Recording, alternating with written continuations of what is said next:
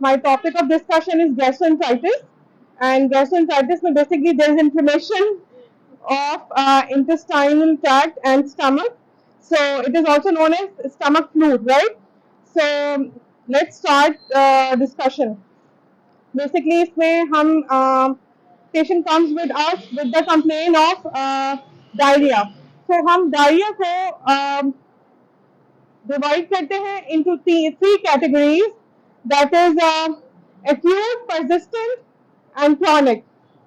So what is diarrhea? Actually diarrhea की एक specific definition नहीं है, but उसको define करने के लिए in research और in publication में उसको ये एक definition उसकी बनाई गई है, that is more than 3 stools per day within a day, और अगर उसमें associated with nausea, vomiting and fever, abdominal cramps, तो उसको हम diarrhea कहते हैं. But what is the definition of acute? If the stool with abdominal pain and cramps persists less than 2 weeks and associated with the fever, तो उसको हम acute कहेंगे. And then acute को further categorize किया गया है acute watery and acute bloody. So acute watery को further हमने categorize किया, that is cholera. So as you all know, cholera जो है वो हमारी community में कॉमन है लोअर सोशो इकोनॉमिक एरिया में. एंड कॉलेरा में बेसिकली जो सबसे प्रोमिनेंट सिम्टम्स एंड साइन है that is rice watery stool के साथ बच्चे प्रेजेंट करते हैं. सबसे इंपॉर्टेंट जो कंप्लेन आती है उनकी कि राइस वाटरी स्टूल होता है उनको. मैं इसको फर्दर और एक्सप्लेन करूंगी when we progress further, right. So acute bloody में हम इसको यूजली कहते हैं डिसेंट्री. सो परसिस्टेंट में ये होता है कि जब डायरिया आपको रहता है, लूज स्टूल्स रहते हैं 2 वीक्स तक persistent रहते हैं तो उसको हम persistent diarrhea कहते हैं. chronic अगर 2 weeks से ज्यादा बढ़ जाए तो that is chronic diarrhea. So acute में हम further इसको और डिवाइड, बहुत सारी कैटेगरीज है जिसको हम कैटेगराइज करते हैं. अगर बाहर से किसी ने फॉरेन ट्रिप किया है, कोई बाहर से आया है, कोई हमारे पास गेस्ट आया है, उसको अचानक से डायरिया होगा तो हम उसको ट्रैवलर्स डायरिया भी कह सकते हैं. कि कोई बाहर से रेस्टोरेंट से फूड खा के आया है, कोई मील बाहर से लेकर आया है, उसकी फैमिली में भी सबको अचानक से डायरिया होगा तो हम उसको फूड पॉइजनिंग में कैटेगराइज कर देते हैं. सो ये इन्फेक्टिव वायरल बैक्टीरियल बहुत सारी चीजों में कैटेगराइज हो जा सकता है.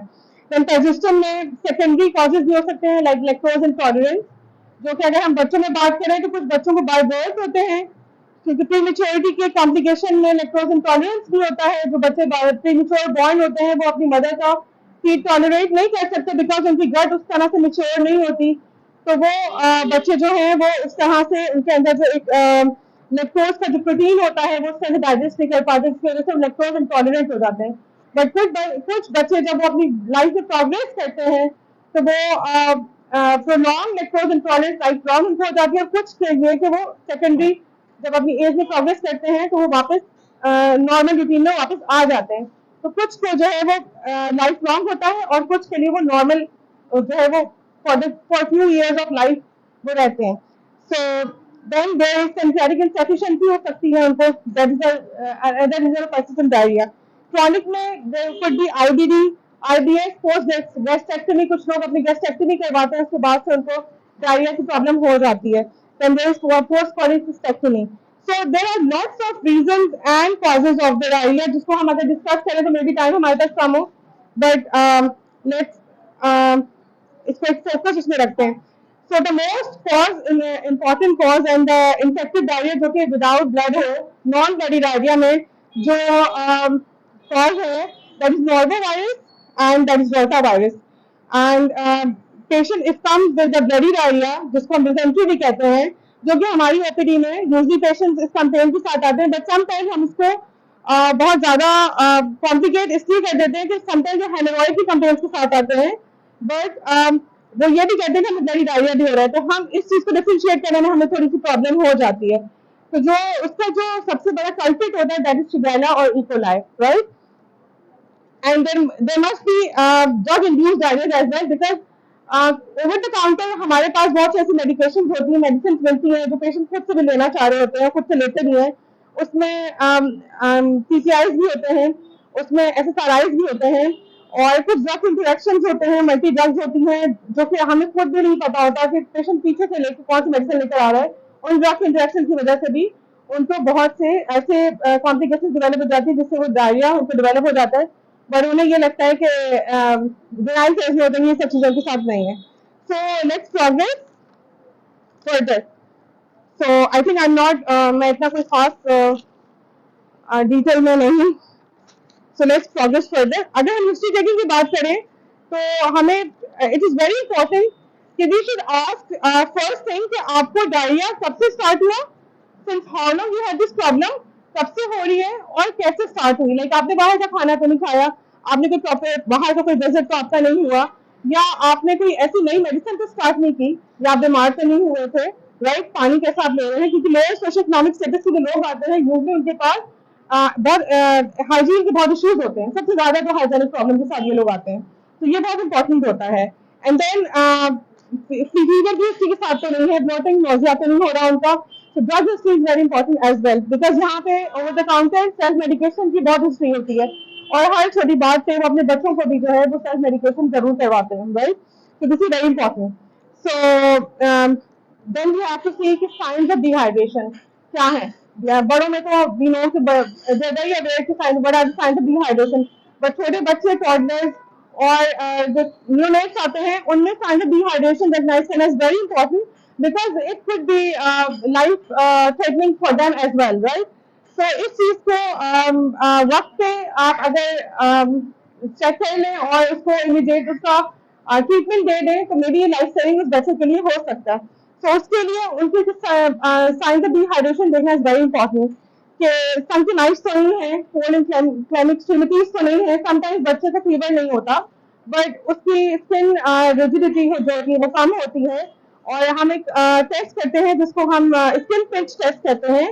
तो उसकी 3 कैटेगरीज होती हैं. इफ इट गोज, हम फॉर एग्जांपल हम टमी को जो है वो उठा के देखते हैं, स्किन पिंच करते हैं. If it goes back slowly, that means कि इसके साइंस ऑफ डिहाइड्रेशन नहीं आ रहे, राइट. अगर फॉरन रैपिड जा रहा है इसका मतलब नहीं आ रहे, थोड़ा सा स्लो जा रहा है थोड़ा सा साइंस ऑफ डिहाइड्रेशन है, और अगर बिल्कुल बहुत स्लो जा रहा है, लाइक कुछ सेकंड्स लेके जा रहा है, दैट मीन्स उसको साइंस ऑफ डिहाइड्रेशन आ रहे हैं. तो ऐसे बच्चों की मदर जो कि इलिटरेट है, तो उनको ही काउंसलिंग, मुझे लगता है कि हम as a doctor, as a physician, हमारा सबसे इंपॉर्टेंट रोल, ठीक है मेडिकेशन तो देते ही है, but counselling is very important as well, कि हम उन पेशेंट्स को ये जरूर काउंसिल करें कि आप कुछ करें या ना करें. अगर बच्चा न्यूनेट है या टॉडलर, आप उसको ब्रेस्ट फीड जरूर करवाएं, आप उसको साइंस ऑफ मतलब फ्लूइड इनटेक उसका जरूर होना चाहिए, ताकि बच्चा डिहाइड्रेशन में जाए, बिकॉज डिहाइड्रेशन से बच्चा जो है वो सडन डेथ भी हो सकती है. So there are some alarming signs like high blood fever, blood stools, और severe dehydration के signs मैं आपको बता चुकी, severe vomiting, tenderness. Some immunodeficient patients like जो कि severe illness के साथ होते हैं, they're fighting for their life, उनके साथ भी ये प्रॉब्लम बहुत ज्यादा होते हैं, because मल्टीपल मेडिकेशन के साथ वो होते हैं और वो भी डायरिया में जा रहे होते हैं, राइट. So sometimes diarrhea एक देखने में तो it's not a life-threatening disease syndrome, but sometimes ये एक आपको लगता है, sometimes ये होता है कि आपकी पूरी बॉडी का फ्लूइड जो है वो चला जाता है, और आपको पता भी नहीं चलता, और पेशेंट जो है वो कोलैप्स कर जाता है. So इसको you should take these things into consideration as well. So how we treat diarrhea? So इसके लिए हमें usually हम कोई एंटीबायोटिक से तक हम नहीं जाते, राइट. हम सिम्पटोमेटिक ट्रीटमेंट देते हैं. सबसे पहले हम कहते हैं कि आप ओरल डिहाइड्रेशन करें, हम ओरल ORS देते हैं, क्योंकि उसमें जो भी सॉल्ट एंड सोडियम मिले हुए होते हैं, सोडियम सिट्रेट होता है, सोडियम ग्लूकोनेट होता है, राइट. उन सब की कॉम्पोजिशन जो है वो आपकी बॉडी को एकदम से डिहाइड्रेट करती है with fluid intake.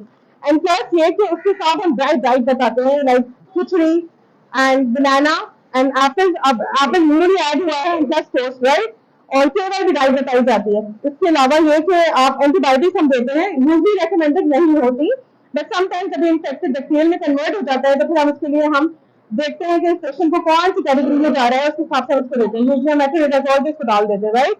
So antibiotic cover is not recommended until unless patient high blood fever पे जा रहा हो और कुछ dangerous signs या red flags जब तक patient के पास ना आ जाए, तब तक हमने antibiotic cover patient को नहीं देना.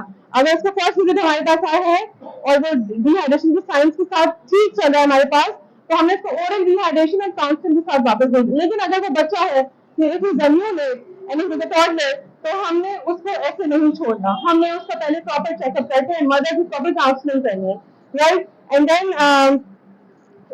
then I talk about family diarrhoea जो मैंने आपको बताया था, समटाइम्स जरूरी नहीं कि कोई बाहर अमेरिका, यूएस या कनाडा से कोई आएगा तो वो फैमिली डायरिया से होगा। समटाइम्स लोग आउट ऑफ स्टेशन जाते हैं, वहां से वापस आते हैं, देन उनको डायरिया डेवलप हो जाता है। तो उसके लिए भी हम ट्रीटमेंट दे सकते हैं। उसका भी एक जो कल्प्रिट है दैट इज ई कोलाई, तो उसके लिए हम डॉक्सीसाइक्लिन को देते हैं as a first line agent, right. And then उसके बाद कुछ ऐसे एजेंट्स होते हैं जिसकी वजह से लाइक कुछ लोग अनकुक्ड मीट खाते हैं, कुछ लोग फ्रोजन मीट बहुत ज्यादा खाते हैं जिसको अंडरकुक्ड होता है वो, कुछ लोग जो है वो राइस बहुत ज्यादा खाते हैं और इसको रीहीट बॉर्डर करते हैं, that is reheat rice syndrome, एक और एक नई सिंड्रोम है जिसकी वजह से रिकरेंट डायरिया लोगों को होते हैं। तो कुछ लोगों को रेफ्रिजरेट करके खाना खाने की बहुत हैबिट होती है, बिकॉज उनको इतनी रूटीन इतनी टफ होती है कि वो बार बार ऐसा खाना नहीं खा सकते। तो हम इन चीजों को भी हमें देखना चाहिए कि इन चीजों से भी डायरिया हो सकता है। तो जरूरी नहीं कि एक फैक्टर हो कि आपकी हाइजीन मेंटेन है या पेशेंट लो सोशल स्टेटस का है, ये सब चीजें भी दे आर वेरी इंपॉर्टेंट कि इन चीजों को कंसिडरेशन में लेना बहुत जरूरी है।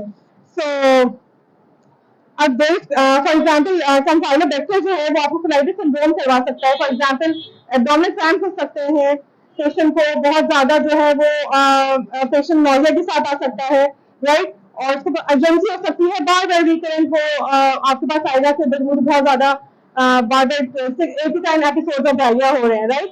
एंड देन अगर जार्जिया की प्रॉब्लम होगी तो अपर जिया सिम्टम्स बहुत ज्यादा होंगे, फॉल्स स्वेलिंग डिस्चार्ज आएगा उसको, राइट। एंड देन ब्लोटिंग के साथ बहुत ज्यादा वो उसको कंप्लेन होगी कि मुझे ब्लोटिंग बहुत ज्यादा हो रही है। तो इनके लिए हम उसको इजिथ्रोमाइसिन देंगे, एज अ सिंगल डोज दे सकते हैं, राइट। आइदर 1 ग्राम स्टैट देंगे या 500 mg की डिवाइडेड डोज दे देंगे, और अगर वो नहीं है तो हम डिवाइडेड डोज में उसको सिप्रोफ्लॉक्सिसिन भी दे सकते हैं, right. So it's just to refresh our knowledge, nothing else. I know that ये सब चीजें आप सबको पता है, but I just wanted to make sure कि ये जो चीज हम कुछ चीजें ऐसी होती है जो हमें पता होती है बट हमारे बैक ऑफ द माइंड में वो हमें रिफ्रेश करने की जरूरत होती है। So this is very important for that. But I will emphasise हमें बच्चों के लिए जो है वो, मुझे ये लगता है कि मेरी ओपीडी में जो भी बच्चे आते हैं उनकी मदर्स को भी इतना इन्फॉर्मेशन नहीं होती ना उनको पता होता है कि इन बच्चों के लिए जो है हमें डायरिया के साइंस बताना और उनको काउंसलिंग करना is very important. Because adult तो अपने लिए कर सकते हैं बट बच्चों को डोंट नो कि उनको अपने लिए क्या लाइक अपने आप को कैसे अपने पेन भी नहीं बता सकते कि हमें क्रैम्प्स पड़ रहे हैं या हमें क्या प्रॉब्लम हो रही है। So this is very important. So the other thing is food poisoning, वो बेसिकली इंक्यूबेशन की वजह से होता है, staph aureus is the main country for that. और मल्टीपल प्रॉब्लम्स हो सकते हैं, फॉर एग्जाम्पल अगर पेन फूड खा रहे हो बॉटुलिन की वजह से हो सकता है, पर्सिडेंटिन की वजह से हो सकता है। सो मल्टीपल ऑर्गेनिजम्स होते हैं। सो this is I think it is not that important. So the other thing is that बच्चों का मैंने आपको बता दिया था कि एक सिंड्रोम भी मैंने डिस्कस कर लिया था already. So let's move further. एक होता है मैल एब्जॉर्प्शन सिंड्रोम। मैल एब्जॉर्प्शन सिंड्रोम में बेसिकली एक हम देखते हैं कि सीलिक डिजीज, लैक्टोज इंटॉलरेंस होता है, and then there is diarrhoea होता है, आईबीडी होता है एंड आईबीएस होता है। आईबीडी को आईबीएस हम कैसे डिफरेंशिएट करते हैं? बेसिकली हम एक चाइल्ड प्रोटेक्टिन का टेस्ट करवाते हैं, right. If this child protectin is negative तो दैट मीन्स इस पेशेंट को आईबीडी नहीं है, इसको आईबीएस है। एंड आईबीएस को फिर आपके पास दो तरह से कॉन्स्टिपेशन के साथ आता है, पेशेंट एक डायरिया के साथ आता है, राइट। अगर वो कॉन्स्टिपेशन के साथ आएगा तो फिर आप उसको जो है वो आपके पास पेन के साथ आएगा, आपको बाद में बताएगा कि मुझे कॉन्स्टिपेशन हो रहा है, मुझे बहुत तकलीफ है, मुझे अर्जेंसी होती है, मुझे ब्लोटिंग हो रही है, और उसका रीजन फिर पेशेंट को भी स्पेसिफिक रीजन नहीं पता होता। समटाइम्स एंजाइटी के साथ होता है उसको, समटाइम्स बाहर का कोई खाना खा के आता है, समटाइम्स लॉन्ग ट्रैवल की हिस्ट्री होती है, राइट। तो ऐसे पेशेंट को फिर हम मेग्लोबिलिन जो है वो पेटिकोलोसाइड जो है वो हम उनको प्रिस्क्राइब की जाती है। कुछ पेशेंट आते हैं कहते हैं हमें डायरिया होता है, आईबीएस के साथ हमें डायरिया, पर ट्रिगर फैक्टर्स को जैसे मिग्रेन है उसके ट्रिगर फैक्टर्स को जानना बहुत जरूरी है। ऐसे ही आईबीएस और आईबीडी जो है उसके ट्रिगर फैक्टर को जानना बहुत जरूरी है। जिस भी पेशेंट को ये प्रॉब्लम है उसके अपने ट्रिगर फैक्टर्स को जानना इज वेरी इंपॉर्टेंट कि हमारे ट्रिगर फैक्टर्स क्या है। तो जैसे उनको अपने ट्रिगर फैक्टर्स का पता होगा वो अपने बीमारी पे और अपनी कंडीशन पे काबू जरूर पा सकते हैं, right. And then there could be like violent pancreas insufficiency की वजह से वो फैट मेल एब्जॉर्प्शन की वजह से भी ये प्रॉब्लम उनको डेवलप हो सकती है। सो सम मैंने बताया था कि ड्रग इंड्यूस हो सकते हैं like NSAIDs, PPIs, SRIs. Sorry sir, parasitic, diuretic, basically अब उससे बोलो जी सर।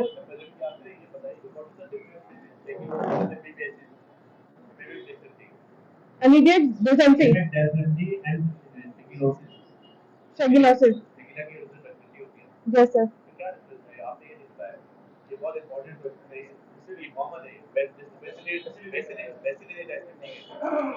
बेसिकली सर वो ल्यूमन में जो इन्फ्लेमेशन हो जाती है बेसिकली यस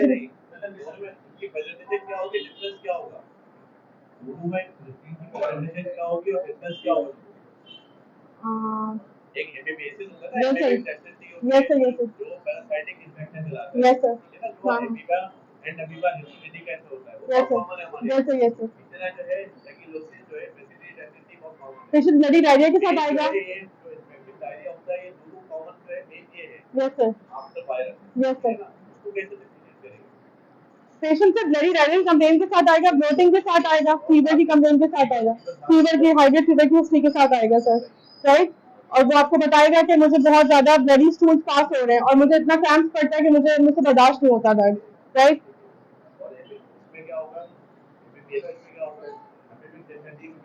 एमिटिक डिसेंट्री में सर उसको ब्लैक टेरी स्टूल्स, टेरी कलर के स्टूल्स पास करेगा वो पेशेंट। ओके, थोड़े स्टिकी एंड और जो कि फ्लश करने में उसको प्रॉब्लम होगी। एक में मेट्रोनिडाजोल देंगे सर हम, राइट, और दूसरे में हम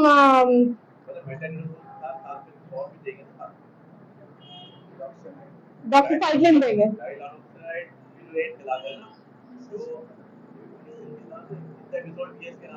एंटामिजोल, yes sir, okay, right, right, नहीं बहुत कुछ है ठीक है। अच्छा मैं बच्चों को बता देती हूँ सर, IMCI की एक इंटीग्रेटेड मैनेजमेंट क्लासिफिकेशन है जिसमें हम बच्चों को क्लासिफाई करते हैं नो डिहाइड्रेशन और सम डिहाइड्रेशन, सिवियर डिहाइड्रेशन में। उसमें हम कुछ उनकी साइंस देखे जाते हैं। मैं बच्चों को इसलिए एक्सरसाइज कर रही हूँ कि हमारे पास बच्चे जो हैं वो इग्नोर ना हो जाए, अदरवाइज। अच्छा बच्चों में जो मोस्ट कॉमन जो नोटोरियस वायरस है दैट इज रोटा वायरस, वो हमारी ETI वैक्सीनेशन में भी एडेड है, राइट। तो मदर्स को भी हमें काउंसलिंग करनी चाहिए कि आप बच्चों की वैक्सीनेशन जरूर करवाएं, क्योंकि यहाँ पे बच्चों की वैक्सीनेशन पे इतना जोर नहीं देते पेरेंट्स, और हमारे पास ले आते हैं रिकरेंट डायरी के साथ। सर नहीं बस हो गया, लास्ट कर रही हूँ, sorry sir, I am sorry sir, बस सर सर्वे देखेंगे, बस वही सारी बातें, अदरवाइज कुछ नहीं। बस ये कि मेरा एम्फेसिस ये था कि हम बड़ों से ज्यादा बच्चों पे एम्फेसाइज करें ताकि बच्चे इग्नोर ना हो, दैट्स इट। अदरवाइज था तो बहुत कुछ मेरे पास है। सबसे बेस टाइम हम CBC करवाएंगे, बेस टाइम हम CBC करवाएंगे और हम स्कूल DR पे जाएंगे। अगर हमें लगता है कि बच्चा लैक्टोज इंटॉलरेंस के साथ आ रहा है या स्कूल को ऑकल्ट ब्लड करवा लेंगे। अगर CBC में HP ड्रॉप आ रहा है तो हम स्कूल को ऑकल्ट ब्लड के लिए जाएंगे। उसमें सर हम फाइंड आउट कर लेंगे कि इसको बच्चे को अगर HP ड्रॉप हो रहा है तो कहीं ये लैक्टोज इंटॉलरेंस की तरफ तो नहीं जा रहा। अगर बड़ों में IBS IBD की हिस्ट्री तो सिम्टोमेटिक दिया जाता है, लेकिन कैलप्रोटेक्टिन भी हम करवा सकते हैं। सीलिक डिजीज से हम ट्रांसग्लूटामाइनेज IgG और IgA करवाया जाता है, राइट। और बस बेस टाइम इन्वेस्टिगेशन ज्यादा होती है सर। प्रोबायोटिक का कोई देखिए योगर्ट जो है दैट इज नेचुरल प्रोबायोटिक, ऐसा कोई खास रोल नहीं है, लेकिन गट को ये कि थोड़ा प्रोटेक्टिव वो एक लाइनिंग उसको प्रोवाइड करता है।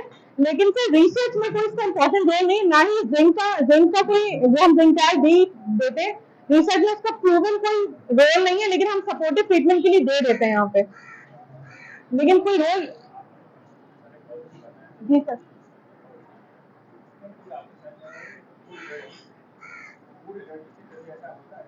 सर सीलिक डिजीज है ना, फूड सीलिक डिजीज हो सकती है, फूड एलर्जी, बीट से, रे से, बार्ले से, दैट इज सीलिक डिजीज। जी सर,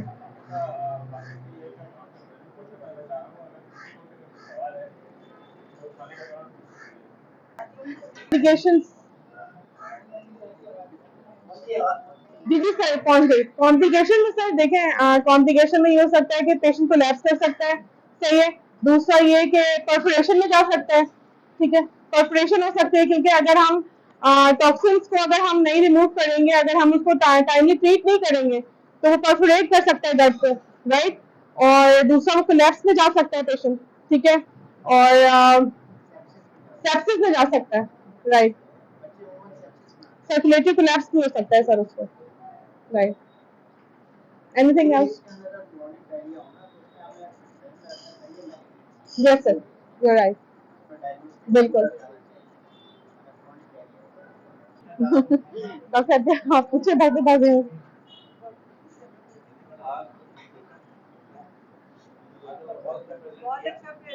थैंक यू।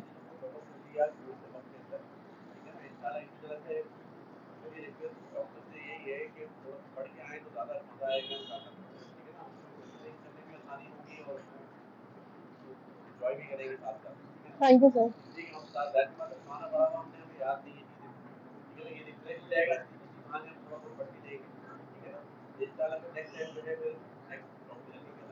इंशाल्लाह। Thank you so much sir.